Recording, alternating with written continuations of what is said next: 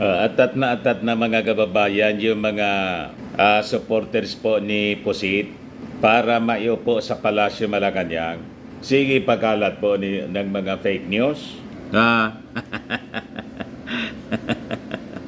Ayan po. Oy, after ng Code Blue, may engine trouble, nasaan ang Pangulo? Designated survivor. May pahastag-hastag pa. Ang nauna mga kababayan na nagpakalat yan, si Jason sa. Ayan po, the patient was medevac to an undisclosed safe house until went dark. Pinapalabas nila mga kababayan, itinakbo sa ospital sa St. Luke's, yung ating Pangulong Bongbong Marcos. Para ma-justify na pasumpain na si Inday as the designated survivor nila. Ganon mga kababayan kaatat itong mga taga-nausog. Sabi ko sa inyo, 4 years pa kayong maglalaway. Ayan mga post ni Jason sa po. Blue is the color of the evening. Tapos sabay naman po, nag-live yung vlogger nila sa Amerika. Parehas yung topic na dinidiscuss kanina. Ngayon, mga kababayan, nag-message sa akin yung Palasyo Malacanang. Ito po yung message sa akin ng Palasyo Malacanang kanina, 9:44 p.m. today. So, pinost ko siya. Sabi diyan, sa kinakalat na may sakit si PBBM, walang sakit si PBBM. It's a PSG drill. No emergency sa Palas, medical or otherwise. First family is super okay. We even told this to PBBM at tinawanan niya lang. Sorry, fake news daw. Ngayon, after na may post ko mga kababayan, biglang nag-post si Jason sa. Ito ngayon yung post ni Jason sa. Mga kababayan, 56 minutes ago pa lang, sabi niya, Medivac update. Buhay pa siya. Opo, siya nga po. Pero pupungas-pungas na lang. Marahil binigyan siya ng time na makapagsisi. Biglang kumambi yung mga kababayan. Binawi yung post niya. Yung mga pagpapakalat niya ng fake news na pinick up naman po ng vlogger nila sa Amerika. Alam na ninyo? Walang kadala-dala, pero hindi natin maintindihan mga kababayan. Yung mga followers nila, yung mga kasinungalingan na pinapakalat nito mga taong ito, pinapaniwalaan nila. Ganyan po ang talent ng mga sinungaling. Pati yung kanilang mga sariling kasinungalingan, pinapaniwalaan nila. O ngayon, sabay-sabay kayong nasunog. O ngayon, may release yung Presidential Communications Office. Ito po, President Ferdinand Marcos Jr. has fully mobilized the government to aid Filipinos affected by Tropical Storm Enteng as it continues to impact several regions in the country. So ito mismo yung post ng ating Pangulong Bongbong Marcos sa X or Twitter. O sabi ng ating Pangulong Bongbong, as Tropical Storm Enteng continues to affect several regions, I assure you that the government is fully mobilized to manage the situation. Initially, over 16 million pesos worth of assistance from the DSWD has already been deployed to support those who have been hit the hardest. Additionally, 65.56 million pesos in standby funds and 2.60 billion pesos worth of food and non-food items are prepositioned and ready to be deployed to ensure that aid reaches where it's needed most. Hands-on po yung ating Pangulong Bongbong Marcos. Hindi na siya nagpapamiting mga kababayan kasi SOP na to na mga ginagawa ng mga disaster agencies po tulad ng DSWD, yung DPWH, yung ating Office of the Civil Defense. yung ating military, yung police, lahat yan mga kababayan, may mga kanya-kanya ng assignments. Matagal na institutionalize na kasi through the National Disaster Coordinating Council. Kaya nagsalita nga yung ating Pangulong Bongbong Marcos kahapon, sinend sa akin ng Palasyo Malacanang yung video ng interview ng mainstream media. Sabi niya, yan po. That's always my policy. Hindi ko, pagka nasa gitna ng crisis, hindi ko sila tinatawag, nagtatrabaho sila. Besides, wala namang, they keep reporting naman to me at yung sa specific areas, doon lang naman ang babago. As a whole, nationwide, region-wide, island-wide, manuman ang area na affected, that's we are monitoring and we will give advisories as quickly as possible. So doon kami pumapasok sa national. That's why we come in and make the advisories as to whether or not may pasok sa eskwela, may pasok sa Alright? Alright, thank you. So that's the policy ng ating Pangulong Bongbong Marcos. Hindi niya iniistorbo po yung mga agencies ng ating gobyerno kasi nagtatrabaho sila, pati yung mga LGUs. Pag may mga kakulangan, then the national government nandyan agad-agad. Kaya nga naka-preposition na. Yan ang sabi ng ating Pangulo dito sa latest release ng Presidential Communications Office. May direkta po tayong linya sa Presidential Communications Office po. Kaya you're assured ng mga reliable information. Lagi kong kausap po yung mga PCO officials. Kaya inggit na inggit po yung mga taga-nausog. At mga supporters nila, binabas akong binabas. Nasa payroll daw ako. Tingin ninyo magkano kung nasa payroll ako? Ngayon lang, di man totoo na nasa payroll ako. Gumastos nga po ako, mga kababayan, during the campaign, supporting the President. Personal na gastos natin. At kung may mga invitation tayo sa Palasyo Malacanang, lahat ng expenses, hotel, eroplano, food, gastos namin ni Mrs. We have enough budget para sa mga ganyan, mga kababayan.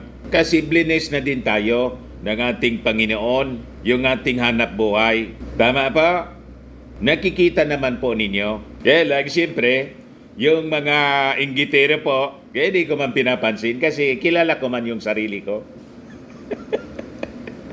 Di ba? Kayang-kaya natin na gumastos, mga kababayan. Yung ma-invite tayo ng palasyo para sa salo-salo, that is, it is an honor. Siguro nire-recognize nila ng Palasyo Malacanang, ng ating Pangulong Bongbong Marcos, yung ating contribution during the campaign. Kaya, in return, ino-honor tayo sa pamamagitan ng mga salo-salo. Pero ganito, hindi man kailangan po. Kayang-kaya na. Tutulong tayo para sa ating bayan. Di ba? Yun ang purpose kung bakit tayo, mga kababayan, sumusuporta sa ating pamahalaan. Kasi kinampanya natin nanalo. Pagkatapos ng manalo, iiwanan natin kasi hindi tayo nabigyan ng personal favor. Ay, hindi man tayo ganyan po. Wala tayong ambisyon na magpa-appoint. Nag-retire na po ako sa mainstream para maging relax na yung ating buhay. Pagkatapos, magtatrabaho tayo sa gobyerno. Maganda naman yung ating hanap buhay. Relax na relax. Tama pa? Kaya sabi dito ng ating Pangulong Bongbong Marcos, I call on our local government units to act swiftly in addressing the waste management issues left in the wake of the typhoon. Our teams from the DPWH are now on the ground and have started clearing operations affected national roads. More than 1,700 equipment were pre-positioned in different regions to ensure that roads are cleared as quickly as possible. Power restoration efforts by the affected distribution utilities are also ongoing. Emergency communications, equipment, and more than 2,000 search, rescue, and retrieval assets are also available should the need arise.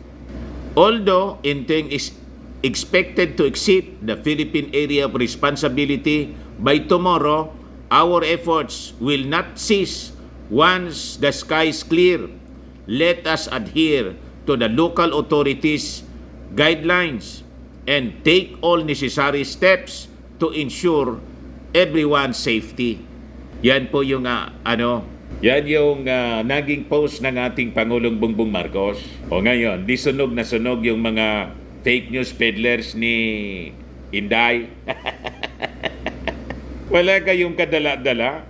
Ilang beses na kayong nasunog. Walang pupuntahang maganda. Yang mga wini-wish ninyo na may mangyaring masama sa ating Pangulong Bongbong Marcos. Pag ganyan yung wish ninyo, baka magalit yung ating Panginoon. May kasama nga sumpa ang ganyan. Alam ba ninyo? Bawal mag-wish ng masama. Sabi sa Bible, sa ating kapwa. Ayan po. At huwag mag-isip ang sino man sa inyo ng kasamaan sa inyong puso laban sa kanyang kapwa. At huwag ninyong ibigin ang sinungaling na sumpa sapagkat ang lahat ng ito ay mga bagay na aking kinapupuutan. Galit po ang Diyos sa mga taong nag-iisip ng masama sa kapwa tulad nitong mga nausog na gusto nila mamatay na yung ating Pangulong Bongbong Marcos para mailuklok si Inday. Ayan po. Ecclesiastico 7. Huwag kang gumawa ng masama at walang masamang mangyayari sa iyo. Lumayo ka sa kabuktutan at lalayuan ka rin ito. Anak, huwag kang maghasik ng kaapihan.